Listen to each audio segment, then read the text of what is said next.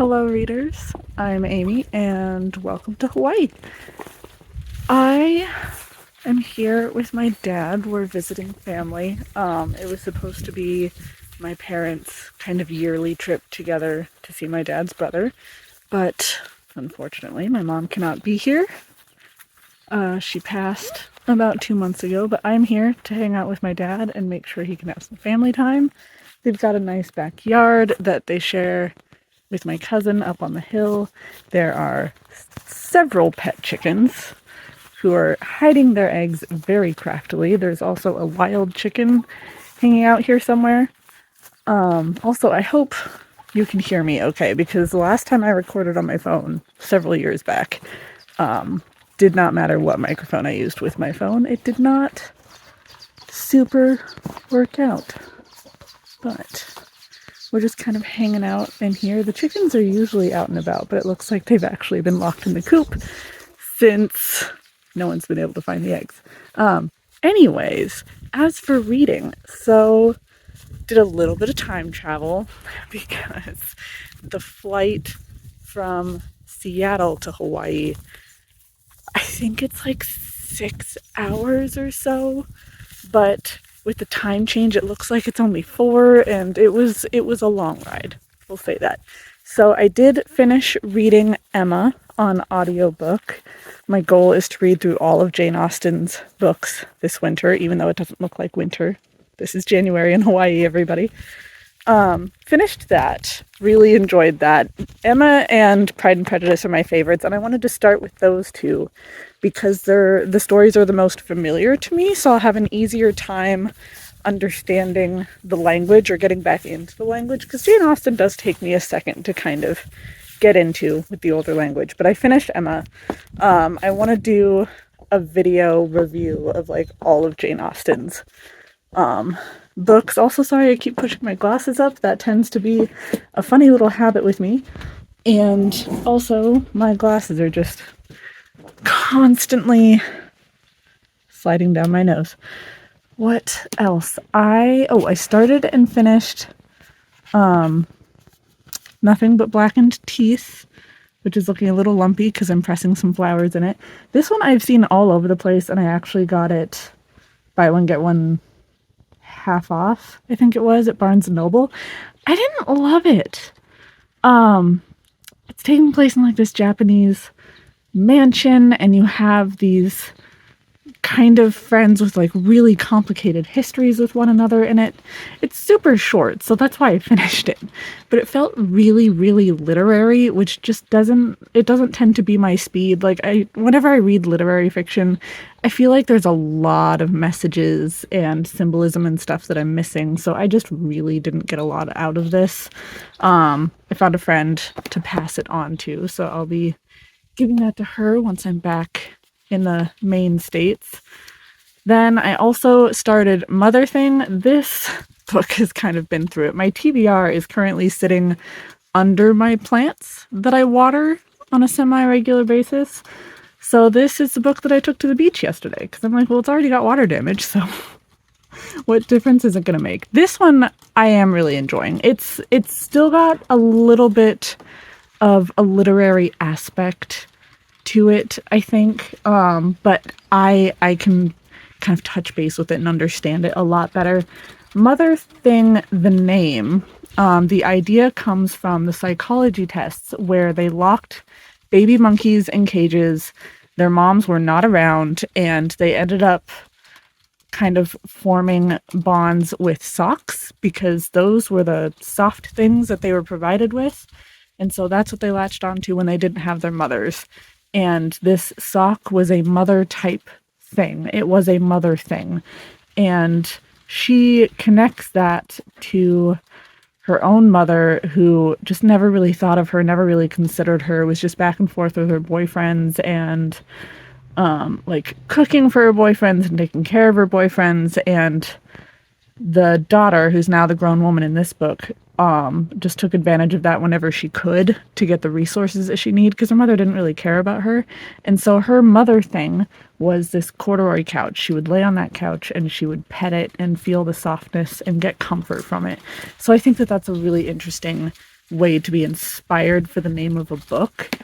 And that's also an example of the really complicated parental relationships that we're seeing in this. So you've got, what are their names? Abby and Ralph, who are married, and they were living with Laura, who is Ralph's mother, who is likely undiagnosed borderline personality disorder. And she has just died in the basement. And apparently her ghost may or may not be hanging out in the basement. We'll have to see.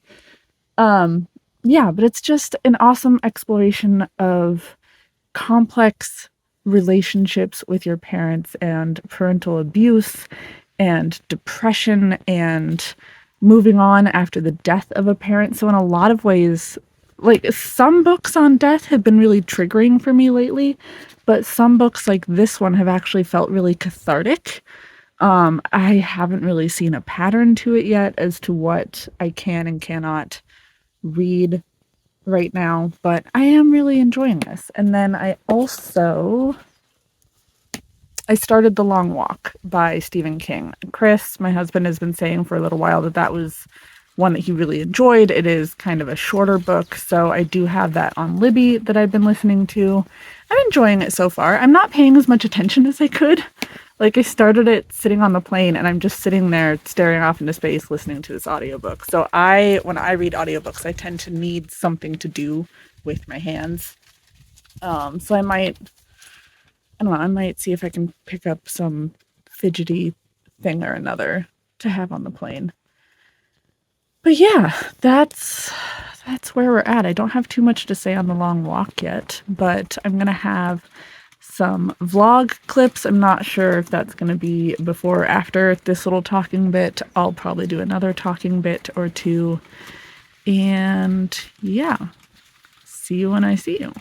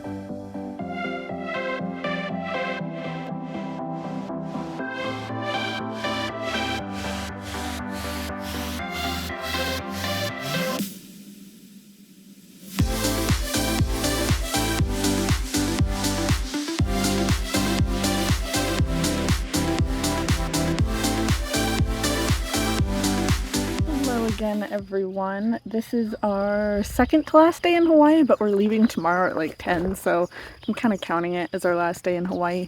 I am still trying to finish up Mother Thing, which I'll probably finish on the plane to Seattle. I am about halfway through The Long Walk, which is still going pretty well. I just don't have that much to say about it. Like, I do like that it's a dystopian book where you have 100 boys join in this competition for this walk, and they just keep walking. They don't stop at night. They don't stop for using the bathroom. They don't stop to eat, anything like that. They just keep walking, and whoever's the last standing basically gets anything they want. And we're not getting too much explanation of the world itself, so much as insight into these boys' lives, but I do think it's done really well.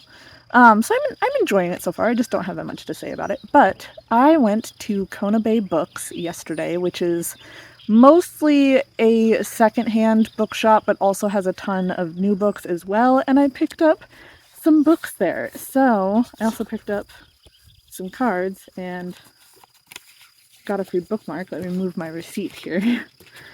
I have Butts, a Backstory. I thought this looked really fun. I was totally taken in by this like lemony, not really a lemon yellow, more of like a tennis ball green yellow sort of cover. My arm's getting really tired because I didn't bring any of my filming stuff. But I thought this looked interesting because it's about butts. And I was looking into it more, and it's a lot of like feminist examination and looking at race and all of that. And in flipping through it, the writing reminded me a lot of Mary Roach, where it's nonfiction, but it's really got a good sense of humor. So I'm excited to see how that one turns out. I got Kate Mulgrew, Born With It. Believe she's an actress. I really don't know that much about her. Or not Born With It, sorry. Born With Teeth. I'm trying to read it backwards. It's just not working out for me. I don't really know anything about her, but it was one of those where I just see Born With Teeth on this spine and something about it just clicks.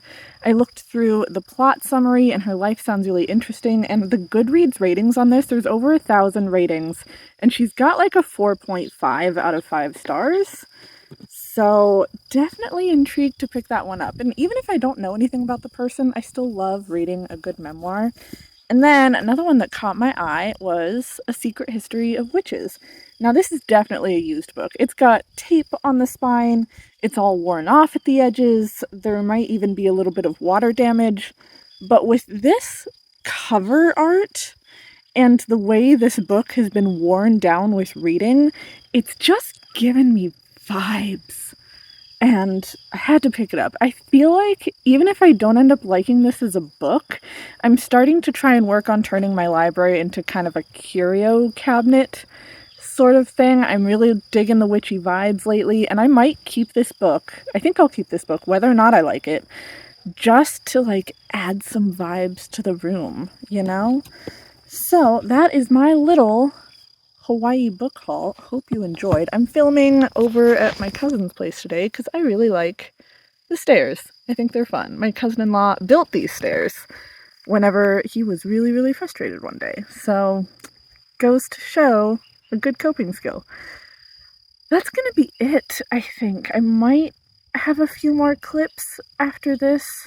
I'm not sure quite yet how I'm going to structure this vlog, but I hope you enjoyed seeing a little bit of Hawaii, and I'm excited to get back home and kind of get back into my routine and everything. So please like, subscribe, be my friend on social media. I will see all of you in my next video. Bye, friends.